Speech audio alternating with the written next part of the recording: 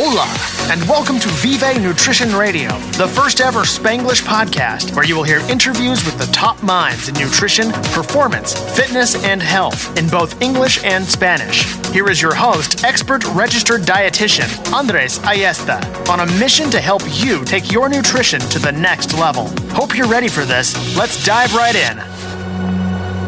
What's going on, guys? Welcome back to another episode of Viva Nutrition Radio. This is episode 66. And this episode actually was a great idea by my one and only Gb. If you're watching this in the form of video, because we're recording this, you know that she is sitting across from me here in the office, and she's about to do some stories. If you guys don't know who Gb is, you may have seen her social media in the past, and she is a kitchen wizard, amazing recipe developer, food photographer, freelancer. She does a lot of social media for Viva Nutrition, and she and I get to marry in about 4 months, 109 days, right? 108 days. Something. Yeah, so this is the first time that she was like, why don't we do a podcast together? We want to do a lot more of that, so we thought that why not? So we will come in here, and we thought we would talk about some of like the greatest things that she's good at, which is actually developing recipes and meal prepping. We also have our baby Yogi in here with us, and he may actually come on a little bit later and share some of his thoughts in a very silent and barky way. But anyways, hi babe. Hi. How are you? Good. Thank you for having me. It's the first time. It is the first time. And she gets to hear me all the time, record all this podcasts and all these different things. So finally, she gets to be on it. So where do you want to start, babe? What do you want to talk about? Well, I guess I can talk a little bit more about me for yes. Let's start people with that. that doesn't know me. Mm-hmm. So I grew up in Venezuela. I came to the United States when I was 19 years old. I liked and enjoyed cooking since I was little. And I didn't realize it was going to be like my passion and my job until just like, I want to say like 3-4 years ago. I guess meeting you made that more clear too, to be related with nutrition. And since I want to say about like 2 years ago, I quit my full-time job, and I've been developing recipes for myself and for other bloggers. I do a lot of social media and also food photography, which is one of my passions. And now you run social media for Viva Nutrition, right? Yes. Mm-hmm. And she crushes this. What do you mean, like, you develop recipe for bloggers? Like, you know, or what does, like, look like? Because obviously I know it, but a lot of people listening in, they don't really know what does it entail to be a recipe developer, food photographer? You know, what is that like? So recipe development, you do have a guideline. Let's say, for example, I like to develop keto recipes because I know that a lot of I actually was keto for 7 months, and I like to stick either to healthy recipes and keto recipes. And what I do is I say, let's create a healthy and keto version of cupcakes or chocolate cupcakes. And then I go into like thinking what ingredients will mix well, create that recipe, test that recipe. And then once I have it ready, once it's like good to go, I like the recipe, tastes well, the texture is fine. Then I go ahead and take pictures of that. And then I put it up for sale for other bloggers. They may have a keto blog or, pretty much just bloggers. So bloggers don't actually do their own recipes? I'm sure some of them do. Some of the bigger ones don't have time for that anymore, so they just like to outsource that. So for of course some of those. Also, I do food photography. Let's say you're a blogger and you love to make recipes, but you're not great at taking pictures of those. So I'll go ahead and just do your recipe, and I'll just take a really good picture of your recipe, so then you can post it on your blog. So nice. That's what it entails. Okay. Yeah, and if you guys haven't seen GB's social media, you should definitely check out not only her website. She has a website called More Than Cocos, and we'll talk about it at the end. But what we wanted to talk about today is, you are obviously the master of the kitchen here in the house, so I don't really do much of that anymore. Anyways. Luckily for you. Luckily for me. So I'm the one that gets to test all the all the goodies in the kitchen, and we're super grateful that we kind of separate things out very well here at our house. I do a lot more of the stuff in nutrition coaching, and then she does a lot of the recipes, and we're gonna be talking about a Viva Nutrition cookbook later on too, which is something we're super excited about, one of the projects that we have going on. But a lot of people have asked this question. In fact, in our gym, CrossFit Big Waba, we're thinking of doing a workshop to talk about this stuff, which is meal prepping. Yep. Many people think of meal prepping and they think this is this massive thing what they see on social media, which is like a lot of little dishes or little plates, and they're putting, like the perfectly portioned like chicken and rice and all these different things, and they think of this like daunting thing that they have to do every Sunday. So, why don't you kind of tell people listening, and how would you define meal prepping, or what is it that, how do you kind of like describe it? So actually, when we started doing meal prepping, it used to be like that, and it used to take all of our Sundays, and it was just very, I don't want to say annoying, but just kind of like overwhelming to know that you were going to spend a whole 4 hours in the kitchen cooking, which it was always helpful during the week, but then that Sunday was just very, hard work. But with time, we have learned to, make it faster, to make it easier, to make it more delicious. So we try to not only, create something and portion it for the week, but to give room, because let's say on Sunday you think is an amazing idea to eat chicken and rice, maybe all week. And then by Tuesday you realize you're tired of that. So it's better to, let's say, cook your rice on the side and don't portion it, put it in little containers, because that way you have more room to create different things with that, those ingredients you cooked, to make it different during the week. So that's what we do now. So you don't like to pre-portion things into little containers? No, what we do, and also because, then if you're like us and you live in a household that your partner eats different, then you have to label that, because that person is eating different. That works if you're a single person living in a house and all those meals are yours. But then it just makes it easier if you live with somebody else. I think it makes it more relaxed. It's faster, it's easier, and it's also like I said, gives you room to try different things during the week and not get tired of the same meal every single day. Yeah, makes sense. I think one of the areas that a lot of people also struggle with is trying to figure out what to cook. I know that's my issue. I think every time I'm here left alone, and because you went to Orlando or something like that, I always struggle coming up with ideas or being creative as far as that.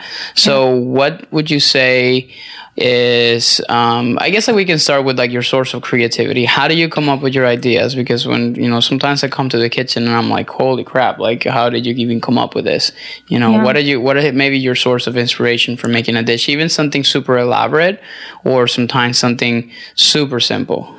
Well, I think you have to start with your taste. I can tell you cook rice and chicken, but then you may not be Hispanic and you may not like rice that much. So you have to, think, what would you like to eat during that week? And then based on that, you do your grocery shopping. And most of the time what I do is just kind of go over what I have and try to come up with something with that, and always think, okay, so I want carbohydrates, hopefully 2 or 3 sources of carbohydrates for the week. Same for proteins and same for veggies. And based on that, I go and check, and I may have Brussels sprouts. So I was like, that's a perfect option to have as a veggie. And then I had green beans. So that would be a second option. And same for protein, same for carbs. But like I said, that will vary depending on your taste and what you like to do and eat. And with that, you can either, search on like Pinterest is a great tool to look for recipes. Of course, I will always recommend my Instagram and in my blog, but of course you'll have more options. And let's say you have in your kitchen, you only have, let's say green beans and chicken. You can literally just type on Pinterest green beans and chicken recipes, and you may have a bunch of like ideas with that. Yeah. No, but one of the things that about you is like you don't like to follow recipes to the T. Sometimes you've learned to do it. So how did you go? Because I feel like a lot of times when people see a recipe, they just feel like, oh my God, I don't have this ingredient, so I'm not going to make it. So let's say like they find a chicken and green bean recipe and it's like some sort of like casserole or something you would make on like a pan. But then they don't have specific things to make it with, and some people would just stop and not do it at all. How do you go about that? Well, I always say just use common sense when you're doing a recipe like that. Because if you're making a recipe that is chicken and green beans and you don't have chicken, then that's not the recipe you're going to use. But then if the recipe calls for garlic and you don't have garlic, like for example, I don't use garlic because I get bloated. So I know I'll skip that and I won't change the recipe. It may taste differently, but it may taste something that I will actually enjoy more than if I add garlic. Other things is like if it has sugar and you rather add stevia, you can definitely do that. If it has, some kind of like, I don't know, let's say onions and you don't like onions or you don't have onions, you just take that out. You can also swap it. Like let's say it has farro and farro it's higher in carbs and it's also more expensive. You can use another type of grain, which you can use brown rice, white rice. Is it just it's making the right substitute? Yeah, using like common sense, but at the same, just like sticking to what you like and just kind of like making your own. Like so many times those things will call like even for example like spicy things. If you don't like spicy things, maybe just take it out or you just add a little bit less. Just try to be playful in the kitchen and just like use the things you like. Also, try to like taste different things because sometimes you may realize that you're not trying something, you're not given the chance to try something new, but just stick to things you like. Now for planning, and this is something I teach a lot of the people listening to this, which is again I think you and I we do this way, which is essentially we try to separate things out into protein, carbohydrates, and veggies. And when we're planning things and we're gonna go grocery shopping, we usually kind of base it off of that. So what is your process for buying food? So again, like what are the typical kinds of protein choices that you usually have, and what are the typical kind of carbohydrates? Because I feel like a lot of people listening to this also want to kind of have some things that they can take some notes off. They're like, we should probably need to get this and get that. So maybe what are some like the typical staples, and how do you separate it out as far as like your proteins, your carbohydrates, and veggies, fats, and even some things that are like miscellaneous, so like bars or like snacks and things like that, as far as how we usually kind of stock up our kitchen and our pantry. Okay, so when I'm going to do grocery shopping, I'll always think and like about it like a day. So what do we eat for breakfast? So for breakfast, we usually make pancakes and eggs, and sometimes I like acai bowls. And so I have that in my mind, and I know those are the things that I will buy for breakfast. Same for lunch. For lunch, we either eat rice or brown rice pasta, or we do sweet potato as a carbohydrate. And then we either eat chicken, turkey, or some type of fish. And then for dinner, we do, very similar. So what I do is I just make a list. Carbohydrates. I already said that we made pancakes, so I may buy some, like, just to make it easier, some Kodiak cake, or even now Trader Joe's has a really good, like, pancake mix. You can, buy, they have all kinds of, like, flours now. You can buy oat flours, but like I said, just think about what you like to eat for breakfast. So if you like to eat for breakfast sandwich, then that you're just gonna try to find maybe like whole wheat, like a whole grain, bread that, that you'll have that for your breakfast. And then eggs. Then we'll go into the protein. So the proteins, we'll have the eggs for breakfast, and then we'll have chicken, like I said, ground beef, some type of turkey. If you do eat red meat, then you'll buy that. If you're a vegetarian, of course, you can have tempeh, tofu, again, eggs. And if you're a vegan, I guess you can also have tofu, like the same, but you're just kind of like planning it out that way. And then for dinner, like I said, depending on what you like to eat. So then I always add stuff. So for veggies, I always get like zucchini, kale, spinach to make green juices, that we do that. And then you go into thinking about, okay, so let's say you're going to make rice. How are you going to make that rice? So you're going to need like onions, garlic if you use that, same, and you'll use all of those like, how do you call that? Like when you like garlic, condiments. Yeah. And you'll also use that for your proteins. And then you think, okay, so during the day, I usually like to have a snack. And my snack, like for Andres, his snacks is bars. So he like protein bars. We get that. And for me, I like fruit and almond butter with like some type of like shredded like coconut. So I know I get that. And that's kind of like how I plan my week. And then what I also think, like either Sundays or when we're going to do meal prepping, is which recipe do I want to try today? If there is one that I want to try. So lately, or like this week, I wanted to try something that I saw on somebody else's like Instagram, and it was this, I think it's called shakshuka, and it's just like tomato paste or tomato base. Is like crushed tomatoes and eggs and all other stuff. So then I went ahead and planned for that when I was doing grocery shopping, but that's like an extra that I would do just once in a while because I want to try something. The rest is usually the same. Okay, so what are you saying then is like, just to kind of recap that. So break it down into main meals. So breakfast, lunch, dinner, snacks. And then that further break that down into like, well, what kind of carbohydrates you're going to have for breakfast. So obviously you can kind of have your choices of, okay, like maybe a pancake mix, a oatmeal, like whole grain type of bread or something like this. And then obviously your proteins, eggs, cottage cheese. We love cottage cheese a lot. Greek yogurt, or even things like, if we're going to make a smoothie, something like that as well. And then you do the same thing for your main meals, which are going to be usually your meats or your alternative meats or like vegan or vegetarian sources like tofu or something. One idea I like to give people that, because I'm very creative in the kitchen and I just can like have a lot of ingredients and think of something to do while I'm there. Yeah, I'm not good at that. If you are that person that don't know what to do, my recommendation would be to like sit down, check for recipes that you would like to do and see what ingredients you would need. And then based on that, make your grocery list. So let's say that you decided that this week you want to make this recipe that is like, I don't know, let's just say is, let's say it's a healthy mac and cheese, and you will need for that some type of pasta and you will need some type of cheese. So you write everything down and you are already going to the grocery store with the idea of the things that you need for that week.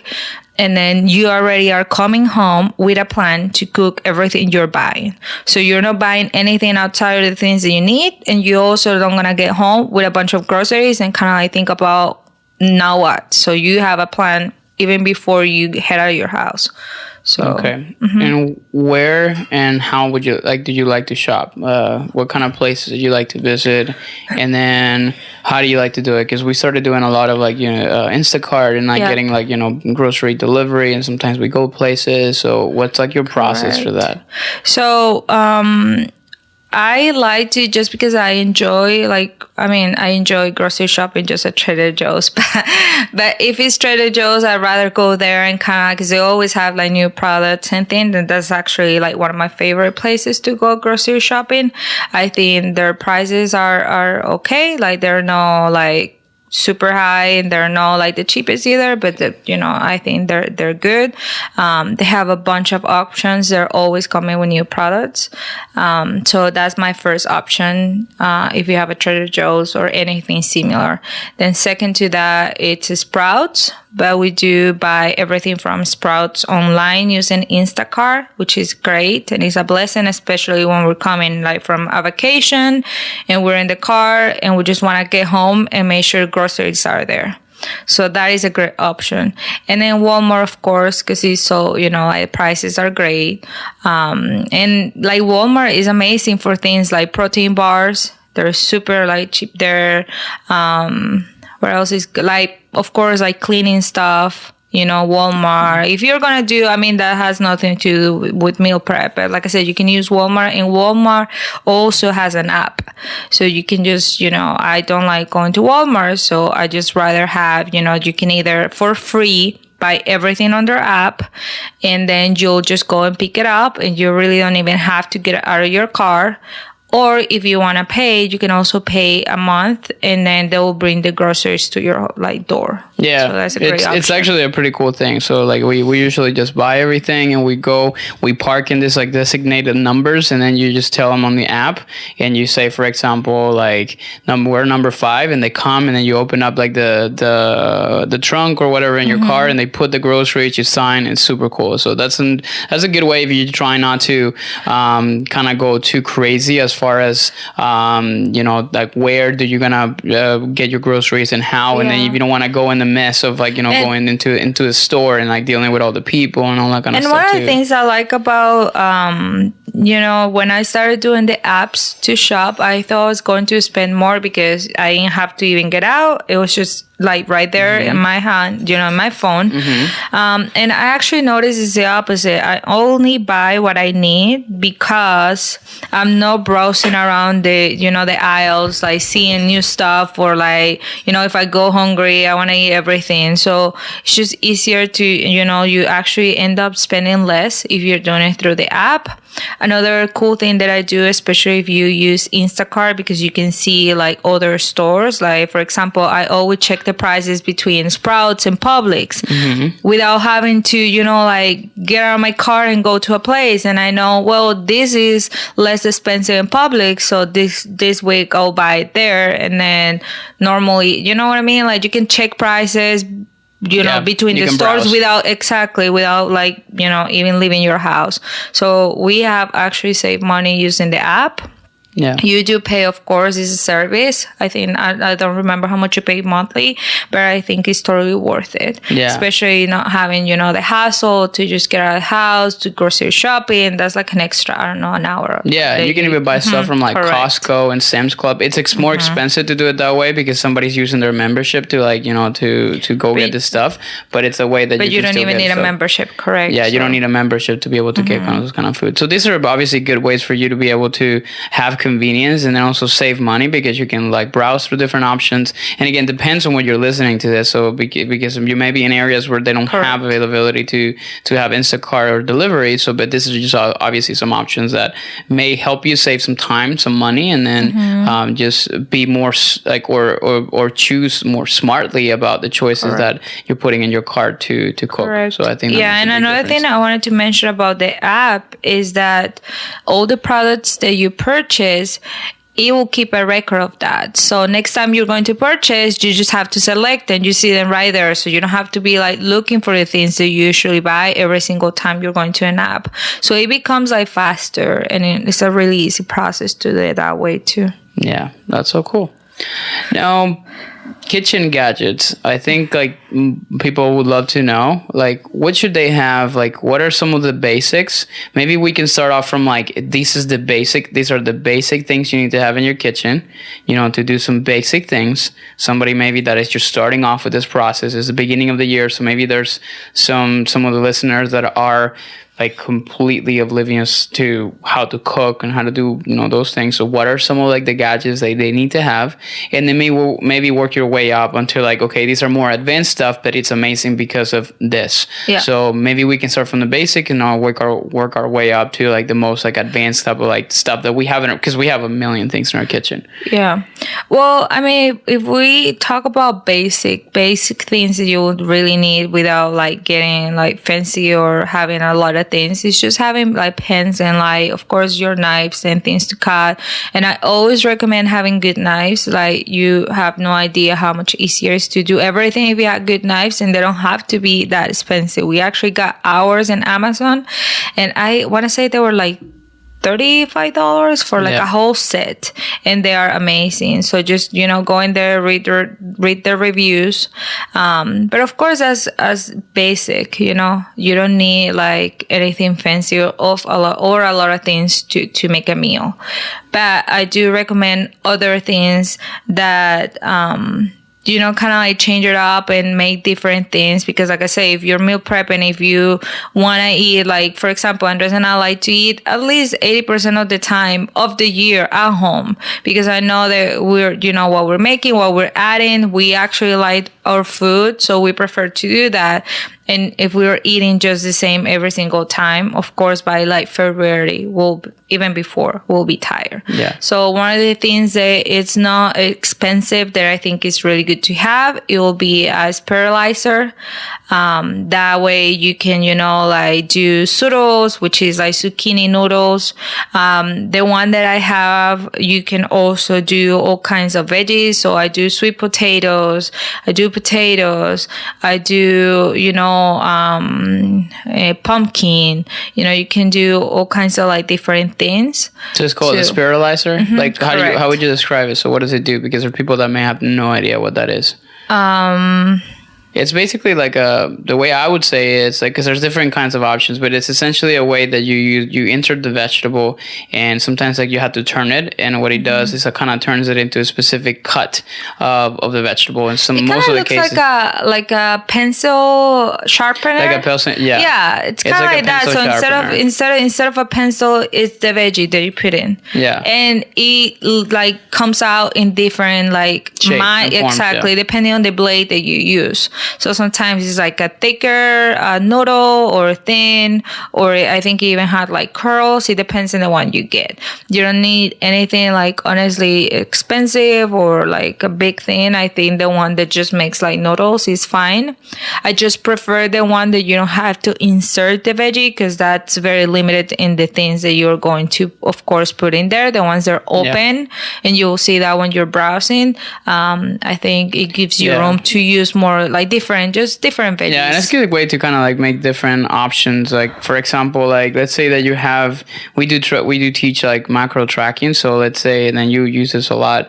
Like, okay, like we have a nighttime, like one dinner in which like you don't have a lot of carbohydrate allowance for that day. So because you already ate a lot of carbs, so maybe you may use like some zucchini noodles, and then you can still make a pasta and make it taste super good, but not necessarily use an actual pasta, but instead of like a vegetable pasta. Or maybe a day that you just have moderate amount of carbohydrate allowance, so you can use like sweet potatoes, and instead of, you know, like spiralizing a zucchini, then you spiralize maybe a sweet potato and still kind of get some of the same benefits. And that we go back to the thing I said at the beginning of when you make or you do your meal prep thinking about like, okay, maybe on Thursday you may want to eat something different. Then if you just make ground turkey with like a sauce, then that gives you the option, like Andres said, maybe on Tuesday you just, you know, spiralize a zucchini because you may have eaten more for lunch, or maybe that's what you're just feeling like. And then next day, and you use that ground turkey. And then next day you want tacos, and then you have tacos with that same ground turkey. And then next day you just want to have sweet potato noodles. So you know, you're using that same protein in 3 different ways. So okay, I think I got out of this subject. But no, it's good. It's just talking about gadgets, but you know. Yeah. What else? Like, okay, so even for like saving time, I think also people want to know like how can they get specific things just to kind of save honestly time. if there is one thing or two things that I think that you would invest your money and it will be so worth it, it will be in an air fryer and a rice cooker if you eat rice. Honestly, even right now, because I know I was gonna like come and do this, I left my rice cooking, and I know after this we're gonna have lunch, and I'm not even like paying attention, and it took me 2 minutes to put everything in the rice cooker. So that is perfect. But like I said, of course, that is if you eat rice. Yeah. And then the second one is an air fryer. In air fryers, you can do your proteins, your veggies. the one that we have, or one of the ones we have, because we have two now. You can even make your carbs in there because you can do rice in there. So honestly, it's so helpful. There have been so many times when we get home from the gym at like 8 p.m. and what I do is just either like put the rice in the rice cooker and then the protein and the veggies in the air fryer and then go take a shower and put like 25 minutes. And after that, we come back to the kitchen and everything is done. Yeah. And the only time it took is me like prepping for 5 minutes, putting everything in there and then going on to do my things, and everything is ready after that. And I think I think a lot of times like people think of meal prepping as like this like lengthy process. And I think you're saying also that it doesn't have to be that way. So how do you, because I don't think we set a time to do, sometimes you do, but some other times you don't really do set a time like 3 to 4 hours of like sitting down to, or like to literally do this massive prep. So what are some like, again, like some things that you're mentioning, like, you know, sometimes that you can do something before you go to bed at nighttime just to have something ready for the next morning. And then, you know, how do you kind of put it all together, I guess? Because again, I think a lot of like the people listening to this, they're listening to this on their cars on the way to work, and they're just thinking like, I just don't have time to do all these different things. They do. It's just obviously, in fact, we used to work, you know, full-time jobs, and this was never a problem. So maybe what are some of the recommendations, or what would you say is the most important thing to consider from like the time perspective? Like when people say, like, I just don't have time, you know, what are some maybe ways that you can, you know, go around that? Well, one of the things that people can do, and it's just try to like do everything in like, so there's this things called now like how you call that? It's like baking sheets. Like, so what you do is you do your whole meal in a baking sheet. So you think of your carb, you think of your veggies again, and your protein, and you cut them up around the same like size, so that way it will cook evenly and it will cook faster too. So you, let's say you're gonna do sweet potatoes or regular potatoes, and then you cut that and slice it and put it like on one like side, and then you're going to do your veggies. Like, it's just gonna say it's Brussels sprouts, and then you put it like right in the middle, and then you cut your chicken and you season it and you put it like right on the other side, and you put that in the oven, and then you'll have a whole meal with everything you need or you want to eat.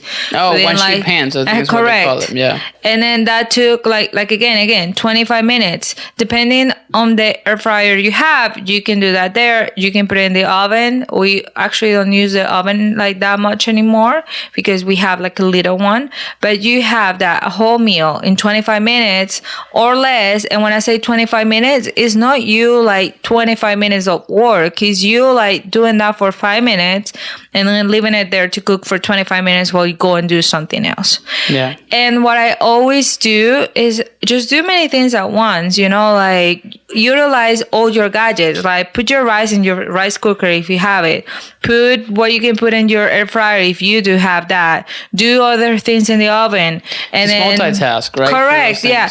And my biggest tip is kind of like go cleaning while you're doing all of that, because if not, by at the end of that hour, 2 hours, you're gonna have like a whole mess, and it's just going to be like so frustrating. And it just makes it feel more like daunting than it actually is. And if you just kind of like finish one thing and you wash it and you put it away and you continue to do that for the whole process, and then after, like I said, an hour, 2 hours, you're not only done with your like meals, but you're also done, like the kitchen is fine. Yeah. It doesn't look like a tornado went through the kitchen. Exactly. So that, and just, you know, cook different things at once. Like utilize all your like, you know, space and do a lot of things, and then you'll be done. Since we got our, and this is not a sponsored thing, but because we don't get paid to say this, but we have a Ninja Foodie, which is like an air fryer that looks like an oven. And if you want to make an investment in like a kitchen gadget, we would highly suggest to go for that. Yep. Because it's so easy to cook everything from like toasting bread to even sometimes like cooking everything at once. Like we cook like chicken and vegetables vegetables and even like sometimes sweet potatoes or some sort of like, carbohydrate like that, like a tuber, and all in one sheet. And it's just so easy to do. And I think that's one important, like I would say, like if you're going to spend it, because I think it's like $150 to $200. So it's obviously a big investment, but it's something that would save you a lot of time. Like, that, and for me, like the rice cooker, it's like a must. Like I'm not a person that would spend so much time trying to cook like for too long. So I try to like optimize my time. And like I remember before even I met you, like I sometimes would leave like the rice and just hit the button and then let it cook for nighttime. And then sometimes even like using a slow cooker for cooking chicken or something like that, the same thing for like 6 to 8 hours. And it was just like, okay, now I have like a meal, and you don't have to really, and you do that 2 to 3 times a week. And I think that just saves you so much time, right? Yeah, of course. So, yeah. I mean, and if, like I said, because we're not sponsored by Ninja, my recommendation when you're buying an air fryer, try to find one that it looks kind of like an oven, so it's more like flat, and it has like a baking sheet, whichever brand that you may find. If you find like something, I mean, I do love the Ninja one we have, and I 100% recommend it, but I know it can be expensive. But like talking from like me, they had like a different air fryer before, like having the ones that are more like circular or kind of like they're just like different looking. I don't know how to explain it's like that. The They're typical kind of air like a fryers, little like the egg, rounded ones. Correct. It's less things that you can put in there, and I think you're more limited on the things that you can do in there. And those actually can be also expensive. So if you're already making the investment, I will make an investment in the ones that look, like I say, more like a little oven. They have more room to do more stuff in there. We also love like to have a good blender. We started 100%. off with something small, like a NutriBullet.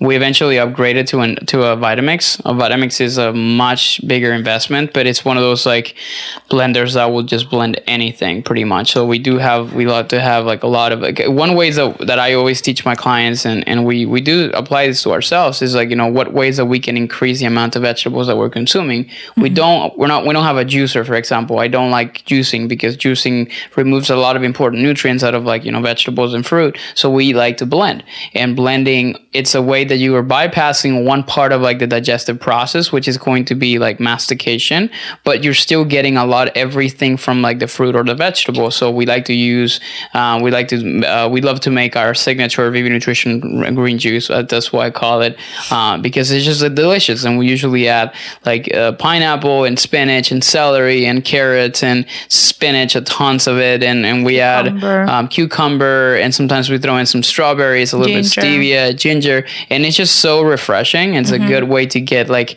at least like 4 to 5 servings of vegetable in one setting. But you would need, for example, for something like that, blender. a good blender, because like there's a lot of like, roughage in there that it's gonna take some time to be able to do that. But that's definitely a must that I think in every kitchen should have. Of course, yeah. Yeah, even for like things like shakes or like like protein shakes and mixing it up with, I love to have my shakes at nighttime with cereal or so. So those are also important ones as well. Yeah, I agree. Anything else that you feel like is important to mention from like the gadgets perspective or kitchen utensils?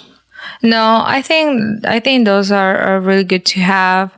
Of course, I actually think, because I try not to have a bunch of things at home that we don't need. So honestly, like, you don't need the thing that cuts the avocado, like, you don't need that. Like, you could have that, but those are things that you don't really need. It's kind of like, because this is also important, is to have in the kitchen what you need, to have it visible, to have it, like organized, because that won't only make it like easier for you to like find things and cook, but then it also like makes you feel more like, I want to say like, not like happier, but it's just like better to go cook in a kitchen that is organized, and you'll find everything. That's what's so important, to have your pantry organized, because if you have things where you can see it and they're right there at reach, then you'll more likely cook it. Then it's just, like I said, again, easier. Yeah. And so I just don't agree in just buying like little things that it may look cool, but you don't really need. You can do that with a knife. So nice. Yeah. And just to finish up, I think we can probably maybe share some quick and dirty tips for people. Like, for example, I know you cook like your sweet potatoes in a super fast way, so maybe you can share that when people are in a hurry. Maybe condiments that you're like, okay, if you use this, like all the food that you're going to be consuming is going to taste amazing. You know, some quick things that you remember that are like kind of something that you always do that I'm like, oh my God, or people or friends of yours or something like, oh my God, how you make that so easy, that maybe people can take away from this, you know, this episode, and they can even implement themselves. Okay. So there are many things they sell for the microwave to cook. If you know, it's okay for you to cook like your meals in the microwave. But like, I remember at work, I would just, you know, like take my eggs, and they sell these things on Amazon that you like just put your eggs in there, put in the microwave, and you can have like sunny side eggs, you know, within a minute without having to, you know, like maybe like get up 2 hours before to prep your breakfast. Then also for sweet potatoes, they sell like these bags that you just put them in, and then your sweet potato, depending on how big your sweet potato is, it's done in the microwave within like 5 to 7 minutes.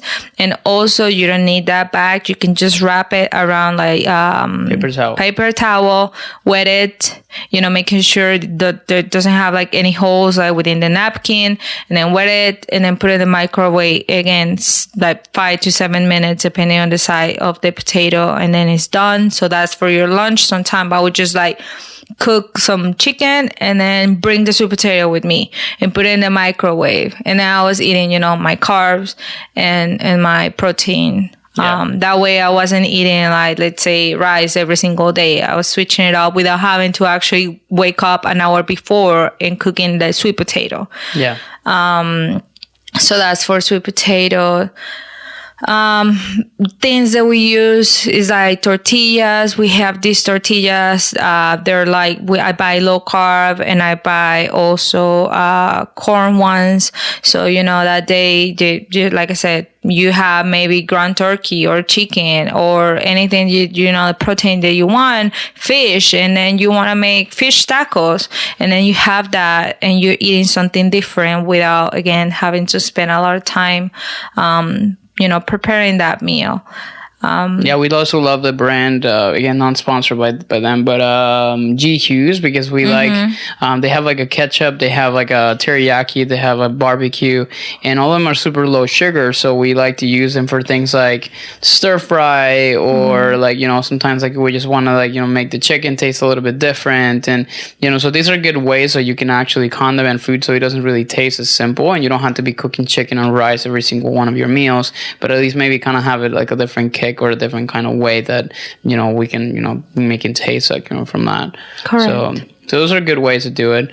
Any specific condiments, like, you know, actual powders and anything like that we use? We pretty much are using only salt, right? Yeah, but that's mainly because I have this, you know, like, I don't eat garlic. Yeah, Gb has an issue with, like, you know, like a lot of digestive issues, and she gets a lot of bloating, so she needs to be careful with some of the things. Like, you know, by the way, like onions and garlic are some of the biggest fermentable type of like vegetable carbohydrates that sometimes cause a lot of issues in people that do bloat a lot. Correct. So keep those things in mind. Yeah. One of the things, I mean, if I had to leave off one like condiment, it would be like everything but bagel. Oh, that's a good one. Yeah. That is a perfect, because he has it. I mean, it does have. Joe's. Yeah. I'm actually, I think I've seen it like in Walmart now too, but the thing, it does have garlic though, but do you add that and to your eggs, to your veggies, to honestly everything tastes great, and it just has sesame seeds, it has sea salt, and I think it does have garlic and onion, and maybe that's why it tastes so good. Yeah. It's amazing. That's a good way to kind of add that. So just to wrap it up, guys, I think, you know, for you all listening in, like, meal prepping doesn't have to be something too complicated. It doesn't have to be something that takes you an entire afternoon. It's just it's what you make it. And I think, you know, just to summarize, like, number one, you don't have to feel like you have to put any little plates it's all perfectly portioned.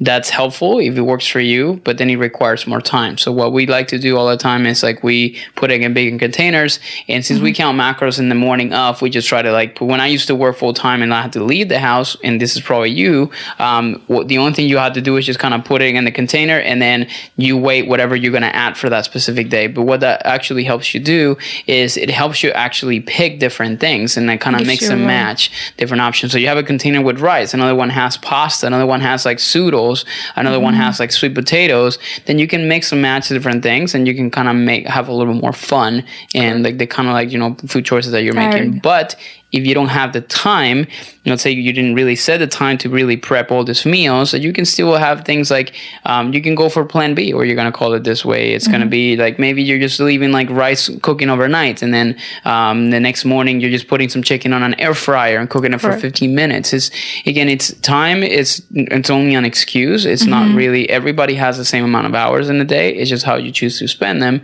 and how you choose to use them effectively to be able to make sure that you kind of stick to your goals. Yeah. So anything else that you wanted to share here today? No, like I said, just try to have a plan. I think plans help you to, you know, stay consistent, and also to not be lost at the time of when you're going to like cook. A great tip that we do or try to do is, if you're going to do grocery shopping, try to cook the same day. That way, you know, you don't froze you don't take your proteins to the freezer, and then 3 days later you realize that you're too tired to cook and you don't want to do it. So it's better to go do grocery shopping, come home and cook and get it out of the way.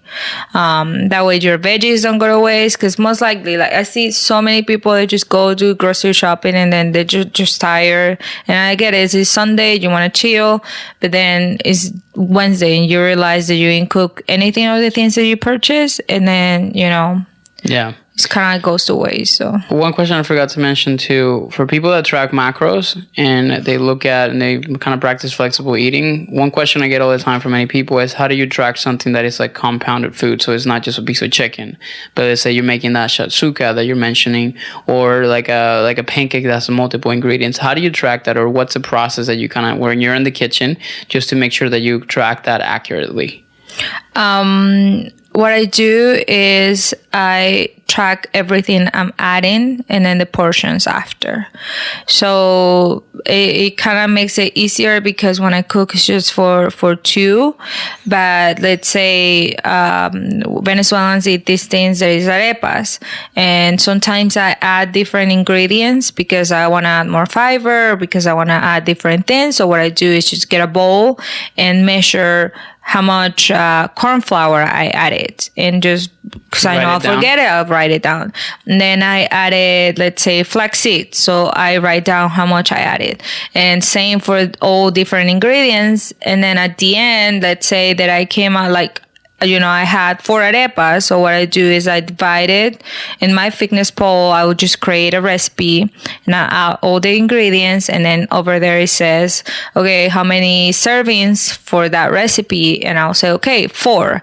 And then that way I know exactly, you know, how much I added for, you know, how much like the macros for each serving.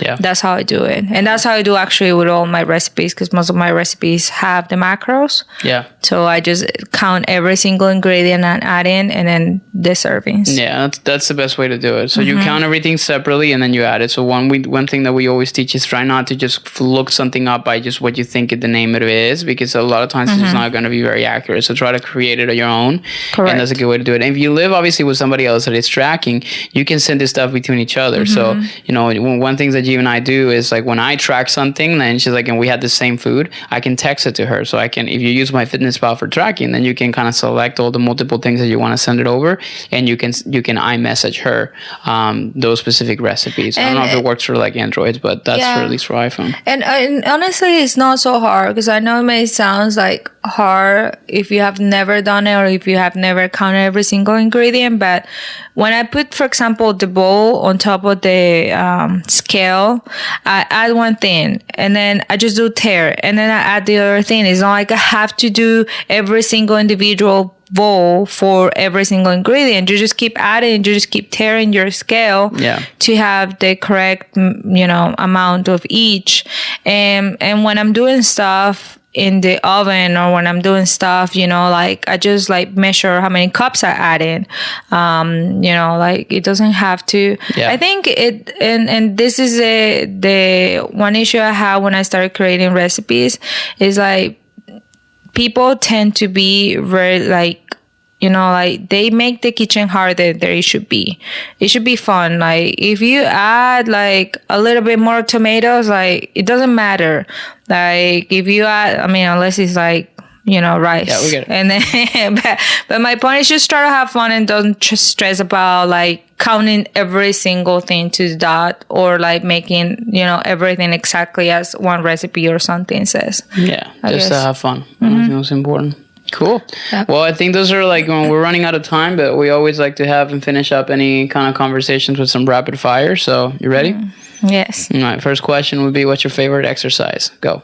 Deadlifts. There you go. Awesome. Quick. The second thing would be, what's a podcast that you would recommend somebody to listen to besides obviously my own? Oh, why can I recommend your own? You can, because people already know what it is. Okay. Second one. I would recommend Oprah's.